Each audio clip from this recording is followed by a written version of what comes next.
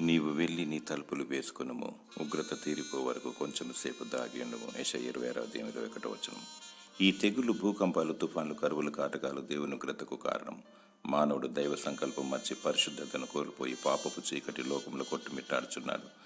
చేరాని అకృత్యాలు, భయంకరమైన పాపాలను చేస్తూ దేవుడు అనుగ్రహించి మహిమను పొందలేకపోతున్నాడు.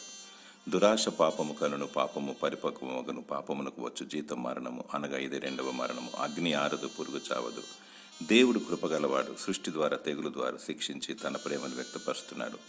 ఈ భయంకరమైన పరిస్థితుల్లో రిపెంటెన్స్ కావాలి, పరిశుద్ధంగా మారాలి. దేవుడు నిత్య జీవం ఇస్తాడు.